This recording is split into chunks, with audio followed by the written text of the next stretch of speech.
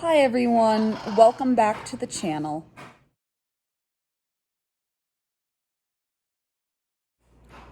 This week, Danny and I have been working on quite a few projects. Danny got the fence done redone with a little help from his brother because Max has been being quite the butthead and going over to the neighbor's property. And then I have been working on a special project that I am super excited about, but it's taking me a bit longer than expected, and I kind of needed to have it done within the next 3 weeks. So I'm going to go ahead and take you into that. If you want to take a look, go ahead, grab a snack, grab maybe some coffee, and I'll see you there. You and Max. We've been looking for you, Max. Dan goat. Right now what we're doing is reinforcing the perimeter. Oh, come hold it from over here. And the goat, the horse, they're trying to get to that grass right there. And the previous owner did nothing to maintain the fence. So this is Rita's fence line right here, and this is our fence line. So what I'm gonna do, I ended up getting 16 footers because wood is so expensive right now, that's why. So once we're done with this, I'm gonna use some of the wood that Rita said that I can to extend it out over here and hit this pole. This is on concrete, so that actually needs to get dug a little deeper, and then hit that way. And I'm gonna make a door on that side as well, so when that way Madison for next season is able to plant her berries, her all that other stuff that she wants to do. And then yeah, so look at this right here. The horses are trying to get to it, and I don't want them to get to it because they're messing up the fucking fence. So yeah, we're gonna redo everything right now, and then this this side of the perimeter is all gonna get taken down, so the horses are gonna have more space. And then once wood goes down a little bit more, I'm gonna put sheets of plywood right here, 16 by 16, in order to cover it up. And these tires are gonna be I'm gonna have built like a platform for it to go, so that little fucker doesn't get out anymore. Have some fun. So yeah, that's kind of like a breakdown of what I'm doing. Where's the nails at? Don't know, where'd you put them? Okay. Say hi, Luis. Hey, how you doing? And this is my brother, if you don't know him by now.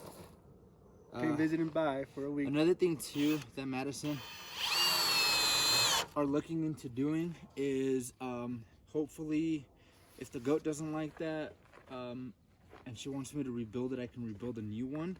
That way we can either get like a pig, a cow, or a milking goat. You know, hopefully here in like the next 5 years, we're 100% homestead. I know she has shown you the garden over there and it's looking good, but we just got to time the seasons. That garden, I'm actually gonna put a greenhouse around it. It's gonna have like a canvas on top. The reason is because when it snows here, and some of the vegetables that we can grow in the season, if the snow touches it, it burns it. So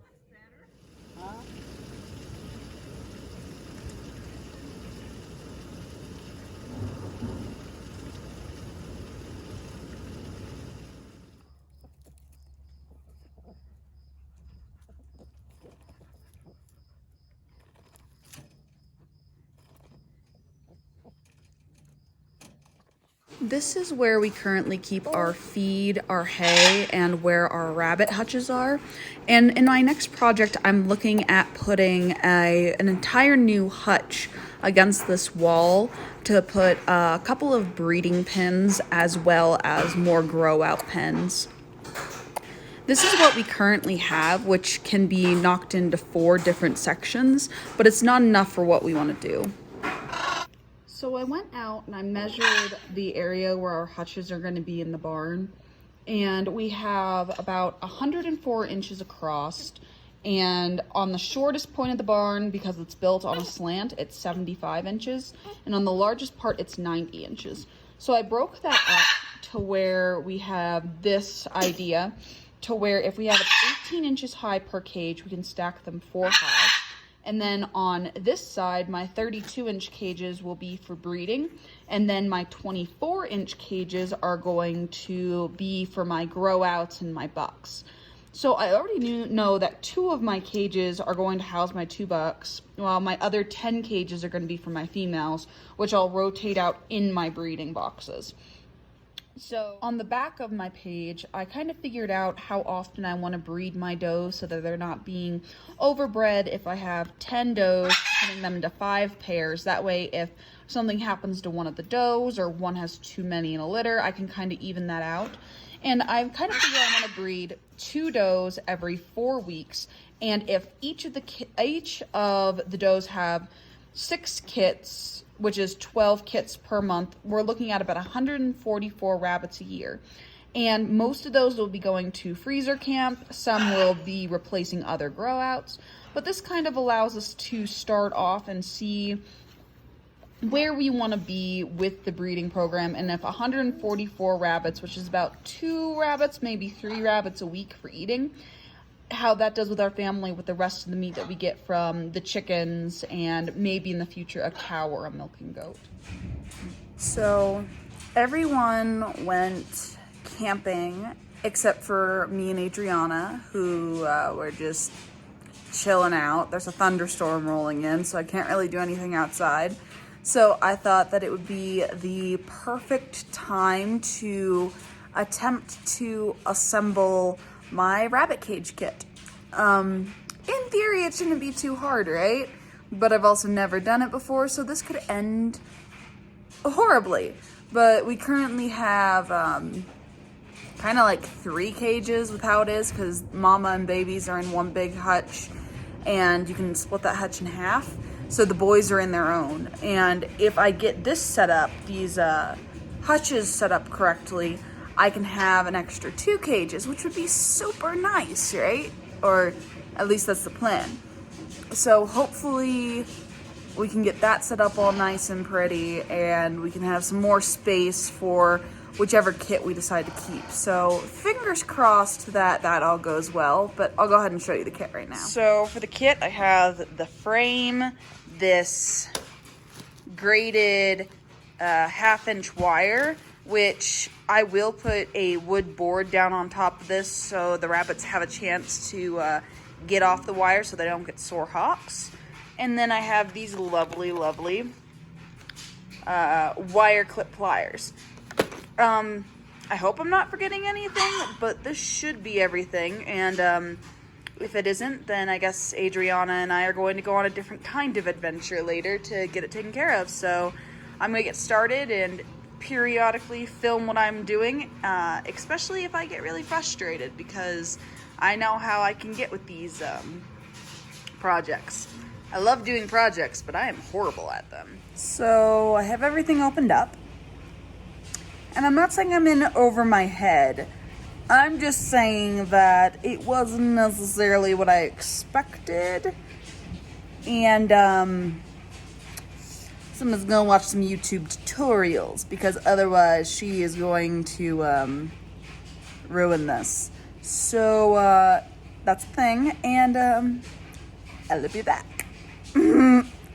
But yeah, this could end very badly, but I'll kind of show you what I'm looking at. So I got my wire out, and I got 4 of these legs to hang the wire up on.